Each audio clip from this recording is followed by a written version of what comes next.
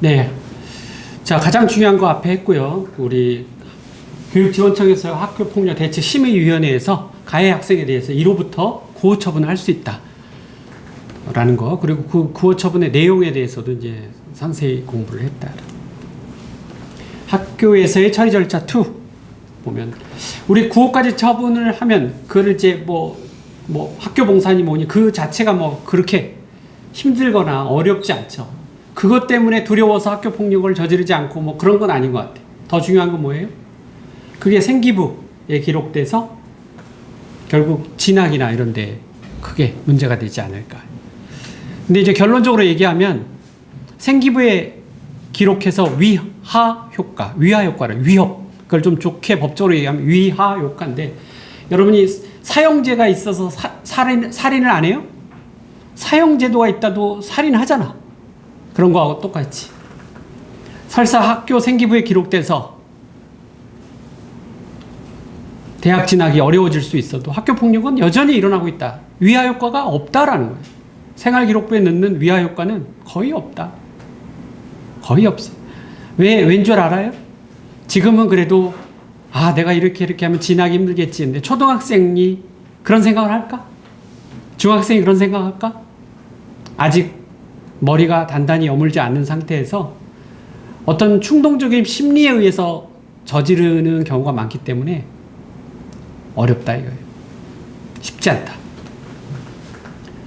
자, 학교 생활기록부, 교육부 훈령에 의하면 인적사항, 학적사항, 출결 상황, 자격증 및 인증 취득사항, 교과 학습 발달 상황, 행동 특성 및 종합 의견 이런 게 생활기록부에 기재되죠. 제가 학교 다닐 때 그렇게 중요하진 않았어요. 물론 학교 생활기록부에 성적도 나오고 그리고 담임 선생님이 그 학생에 대한 평가가 나와서 학교 생활기록부에 대해서 가치가 있다 이렇게 하지만 제가 학교 다닐 때는 바로 수시 입학이라는 게 없었어요. 다 정시하다. 시험을 봐서 학력고사 시험이라는 걸 봐서 그 점수에 따라서 딱 갈 수 있는 학교가 정해져 있어요. 대학하고 과학까지 다 정해져 있어요. 근데 지금은 어때요? 70% 이상, 80% 육박하는 게 수시야. 생기부가 엄청 중요해진 거지. 생기부를 어떻게 자기가 학창 시절을 생기부를 잘 꾸미냐에 따라 대학 진학이 연결이 되는 거죠. 그래서 잘 꾸미는 것도 중요하지만 마이너스가 되면 안 되는데 그게 학교 폭력 기재다라는 거죠.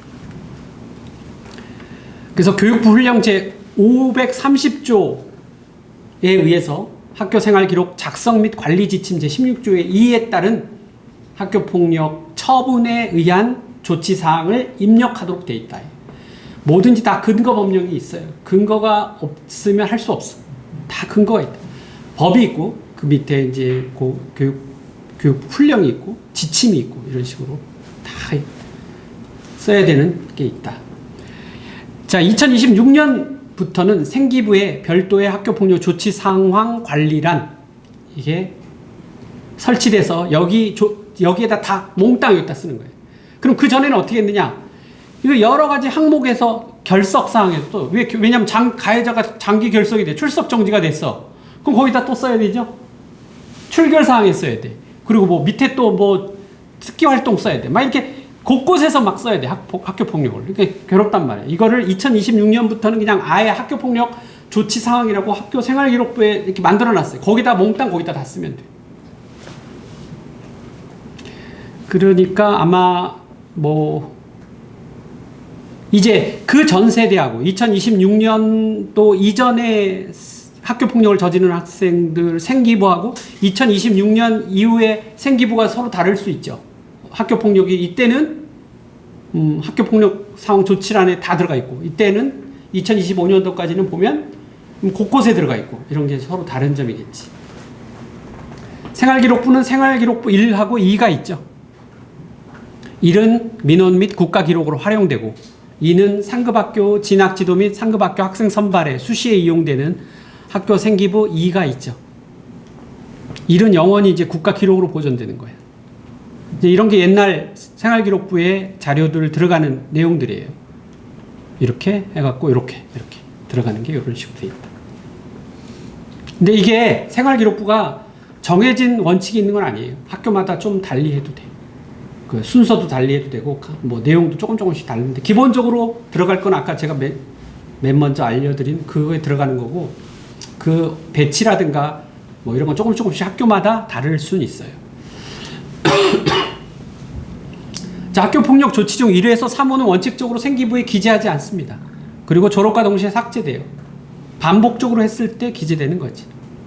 1호가 뭔데? 사과. 2호는 보복 금지. 3호는 학교 봉사. 원칙적으로 생기부에는 기재되지 않고 졸업과 동시에 삭제된다. 4호부터 9호는 원칙적으로 생기부에 기재가 되긴 하지만 보존 기간에 따라 삭제되죠. 아마 9호는 아마 삭제 안 될 거예요. 자, 그래서 여기 보면 1호, 2호, 3호는 졸업과 동시에 삭제하고 대학 입학에 감점도 없다. 4호, 5호는 졸업 후 2년 뒤에 없애야 돼요. 졸업 후 2년 뒤에. 아니 근데 고등학생인 경우 생각해봐. 졸업 후 2년 뒤에 없애면 계속 나와 있잖아요. 졸업 직전에 심의를 통해 삭제할 수 있어요. 졸업 직전에 심의를 통해 삭제하려면 어떻게 하느냐? 피해자가 합의를 해줘야 돼. 용서를 해줘야 된다. 그리고 되게 학교 생활을 잘 해야지. 그래갖고 좀 심의위원회 열어서 나 좀 삭제 좀 해주십시오 이렇게 부탁을 하면 심의위원회가 열리는데 피해 학생이 맨날 나를 막 자기가 생기부에 기록됐다고 째려봤다 막 이런 식으로 해서 막 하면 삭제도 안 돼. 그래서 4호, 5호는 2년, 6호, 7호는 4년, 8호도 4년인데 8호하고 7호하고의 차이점은 7호는 졸업 직전에 원래 학급 교체 7호 졸업 후 4년인데 고등학교 3학년 때 이 일이 있었다고 생각해봐요. 그럼 졸업 후 4년이면 졸업 후 4년 동안 대학 진학하기 무지 힘들 거란 말이야. 근데 졸업 직전에 심의를 통해서 삭제하면 그죠? 없어진단 말이야. 8호는 전학인데 이거는 심의를 통해 삭제할 수도 없어. 8호는.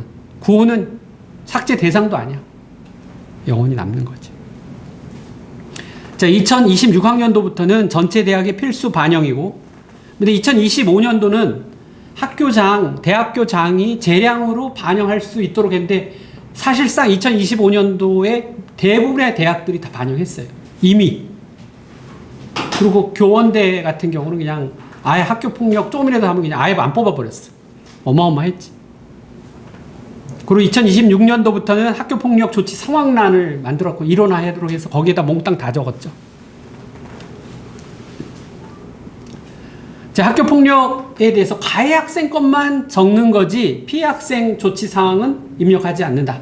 뭐, 예컨대 피해 학생에게 뭐 심리 상담을 해주거나, 피해를 받았다는 사실을 적시하거나 이런 내용이 전혀 없어요.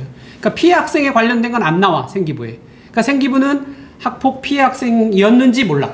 가해 학생 것만 나온다.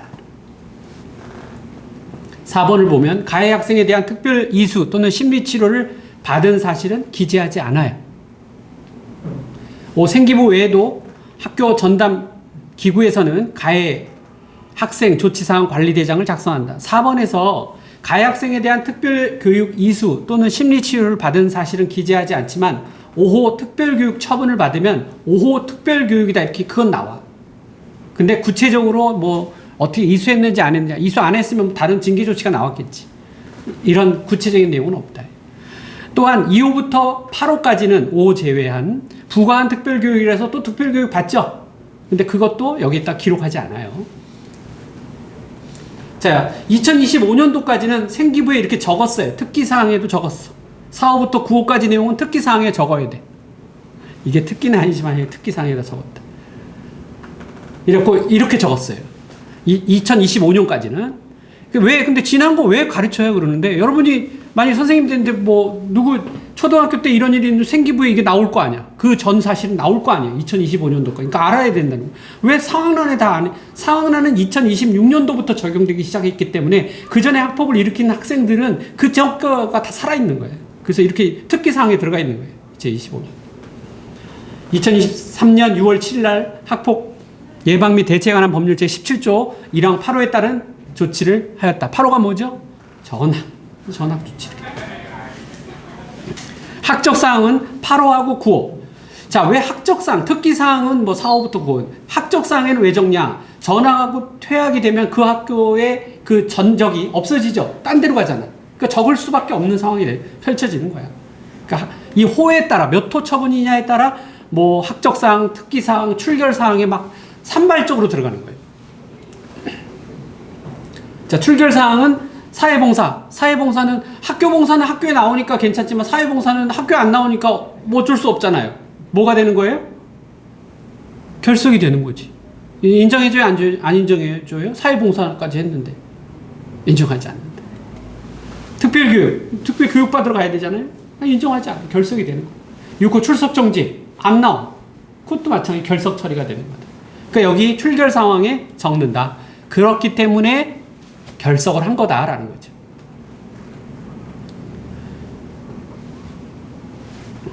자, 학교폭력 관련 조치를 받은 경우 출석 인정, 결석 처리 이런 경우도 있다.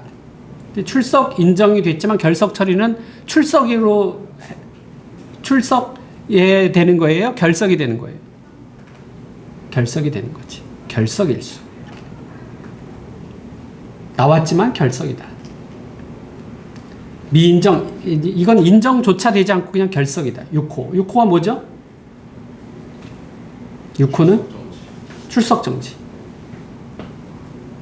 이건 미인정 결석 처리. 행동특성. 여기다도 적는다. 학폭법 제17조에 따라 1호, 2호, 3호, 7호. 요거 행동특성에다 적게 돼 있어요. 이건 2025년도까지만 그런 거예요. 2026년부터는 학교폭력 조치 상황란에 싹 집어넣어요. 근데 그 전까지는 이렇게 산발적으로 들어가야 된다. 아까 봤죠? 요거 삭제 시기. 이거 똑같은 도표예요. 근데 이제 학생부 영역에 그 1호, 2호, 3호는 행동특성 및 종합의견에 들어가고 4호, 5호, 6호는 출결사항하고 특기사항에 들어가고 7호는 행동특성 및 종합의견 8호, 9호는 학적사항하고 인적, 특기사항 여기 들어가서 적게 돼 있다. 언제까지? 2025년도까지는 이렇게 적었다라는 거예요. 그러니까 그 담임선생님이 적을 때 굉장히 복잡한 거죠. 여기 몇 호냐에 따라 이거 알아야 되니까. 지금은 편하게 2026년부터는 조치 상황란에 그냥 싹 집어넣으면 돼요. 자, 학교 생활기록부 기재와 내용 이랬는데 학업성적관리위원회가 생겼어요. 그래서 이 학업성적관리위원회에서 학폭에 대한 기록을 삭제할 거냐, 안 할 거냐, 이런 것들을 이제 담당하게 되죠. 학업성적관리위원회에서 삭제 여부 최종 확인, 뭐, 전담기구의 최종 삭제 결과 통보, 학교장에서의 최종 보고, 이런 것들을 학업성적관리위원회에서 하게 됩니다. 이것도 학교 안에 있는 거예요. 자, 여기까지 해서 일단 일단락 하겠습니다.